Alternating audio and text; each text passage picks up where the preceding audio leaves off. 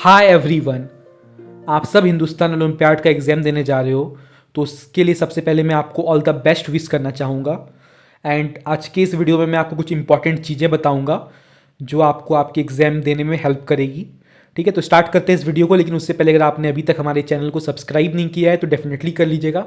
यहाँ पर आपको ऐसे ही और भी अमेजिंग वीडियोज़ देखने को मिलते रहेंगे। तो आप सबको तो ऑलरेडी पता ही है कि हिंदुस्तान ओलंपियाड का जो एग्जाम है वो 100 मार्क्स का होता है, 5 सब्जेक्ट जिसमें से होता है ना। 5 सब्जेक्ट होता है, मतलब 5 सेक्शन में बटा होता है आपका पेपर। तो आपको सेक्शन ए में थोड़ा ज़्यादा ध्यान देना है। ठीक है, मैंने आपको ये चीज़ पिछले वीडियो में भी बताया था कि अगर आपको टॉपर बनना है तो आपको सेक्शन में थोड़ा ज़्यादा फोकस करना पड़ेगा। क्योंकि मान लो आपका और किसी और बच्चे का अगर सेम मार्क्स आ गया, मान लो आपका 90 आ गया, किसी और का भी 90 आ गया, तो दोनों में से टॉपर बनेगा कौन? जिसका सेक्शन ए में ज़्यादा मार्क्स होगा वो टॉपर बन जाएगा। इसलिए आपको सेक्शन में थोड़ा ज़्यादा फोकस करना है। इसलिए मैं बोल रहा हूँ सेक्शन में थोड़ा ज़्यादा फोकस करो। एंड मोस्टली केसेस में सेक्शन ए में आपका मैथ्स होता है, तो मैथ्स में आप ज़्यादा फोकस करो। आपका जो एग्ज़ाम है वो आपके ही स्कूल में होगा। ठीक है, अगर आपने स्कूल से पार्टिसिपेट किया है तो। अगर आपने ऑनलाइन रजिस्ट्रेशन किया है तो वो आपको सेंटर बताया जाएगा।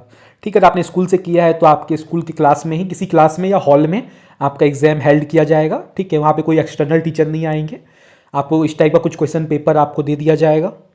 क्वेश्चन पेपर आपको 15 मिनट पहले ही मिल जाएगा, तो आप आराम से क्वेश्चन पेपर को पढ़ सकते हो, इंस्ट्रक्शंस वगैरह को पढ़ सकते हो या डायरेक्टली क्वेश्चंस में आ सकते हो। एंड उस टाइम में आप लोग क्या करना ना, आप लोग पेंसिल से टिक करते जाना। ठीक है, आप लोग क्वेश्चंस को पढ़ना, ऑप्शंस पे टिक करते जाना और बाद में जब आपको ओएमआर सीट मिले, मतलब जब आंसर सीट आपको मिले, उसमें फिर फिल कर लेना। यहाँ पे आपको एक इंपॉर्टेंट बात का ध्यान रखना है कि आप कोई भी मिस्टेक मत करना ओएमआर सीट में। ठीक है, मैंने आपको पहले भी कहा था कि आप प्रैक्टिस करके रखो ओएमआर सीट का, एटलीस्ट एक बार तो जरूर करो। एग्जाम देने से पहले एक बार तो जरूर डेफिनेटली करो। ठीक है, लेकिन अगर फिर भी कुछ अगर आपको डाउट वगैरह है कैसे भरना है, ठीक है, रोल नंबर क्या भरना है, तो आप वहाँ पे टीचर से पूछ सकते हो, है ना। अपने से मत भरने लगना, अगर आपको नहीं पता है तो टीचर से थोड़ा पूछ लेना। ठीक है, एंड क्वेश्चन पेपर को ना आप बहुत अच्छे से रीड करना। ठीक है, अगर आपको कुछ समझ नहीं आ रहा है तो आप टीचर से पूछ भी सकते हो, है ना। और आपको हिंदी में भी लिखा हुआ रहता है तो हिंदी भी पढ़ के समझ सकते हो अगर इंग्लिश समझ नहीं आ रही है। एंड रब करने के लिए आपके पीछे गिवन होता है, क्वेश्चन पेपर के पीछे ना आपको 3-4 पेज मिलता है रब करने के लिए। क्वेश्चन सेट के लास्ट 3-4 पेज में व्हाइट पेज होता है रब के लिए, तो वहाँ पे आप रब कर सकते हो आराम से, या फिर क्वेश्चन के बगल में भी कर सकते हो। ठीक है, पेन पेंसिल आप किसी का भी इस्तेमाल कर सकते हो, नो प्रॉब्लम। एंड एग्जाम देते वक्त ना आपका फोटो भी खींचा जाएगा, तो आप थोड़ा सच सवर के जाना।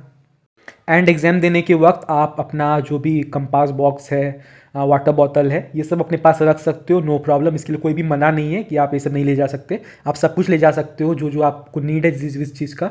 ठीक है, एंड डेफिनेटली ऐसे कुछ क्वेश्चन होंगे जो आपको नहीं आते होंगे। कुछ क्वेश्चन जानबूझ के Hindustan olympiad team out of syllabus दे देता है, तो उस केस में आप अपने सर को पकड़ के मत बैठ जाना। आप उसमें थोड़ा अंदाजा भी लगा लेना, 1-2 क्वेश्चन आ ही जाएगा। ठीक है, आउट ऑफ सिलेबस क्वेश्चन आ जाएगा और बिना गलती के तो कुछ काम हो नहीं सकता। मतलब हिंदुस्तान ओलंपियाड के क्वेश्चन पेपर में आपको जरूर कुछ मिस्टेक दिखेगा, होना ही है, मिस्टेक तो होना ही है क्वेश्चन पेपर में। ठीक है, कुछ ऐसे क्वेश्चन में मिस्टेक होगा ही होगा, है ना। ऑप्शंस में मिस्टेक होगा, क्वेश्चन में मिस्टेक होगा, डेफिनेटली होता है, हर साल होता है, इस साल भी होगा।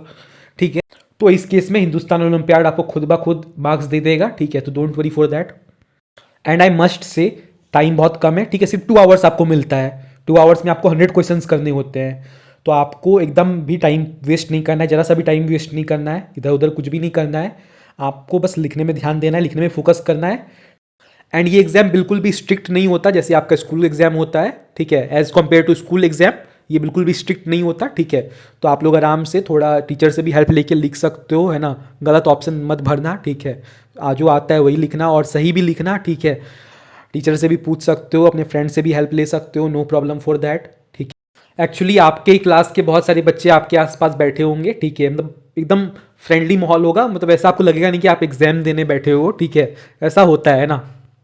एंड पिछले साल मुझे ये कंप्लेन देखने को मिला था आप ही सबसे कि आपके स्कूल में क्या होता है ना कि आपको कम टाइम दिया जाता है ना। ऐसे हिंदुस्तान ओलंपियाड का टाइम है 2 आवर्स, पेपर में भी लिखा हुआ होता है कि आपको 2 आवर्स का ड्यूरेशन टाइम मिलेगा, है ना।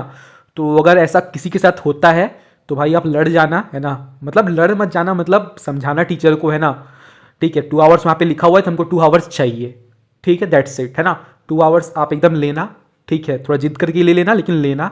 ठीक है, आराम से आप अपने पेपर को लिखना एंड दैट्स ऑल। यही कुछ आपको आई होप कई काम आएगी आपको एग्जाम में। मिलते हैं हम लोग किसी नेक्स्ट वीडियो में नेक्स्ट टॉपिक के साथ। अगर आपको वीडियो पसंद आए तो वीडियो को लाइक शेयर एंड सब्सक्राइब कर देना। एंड आपके जो भी मार्क्स होंगे आप कमेंट्स में बता देना। मतलब अभी तो आपको मार्क्स पता नहीं चलेंगे, लेकिन आपका एग्जाम कैसा गया आप ये भी कमेंट्स में मुझे बता देना।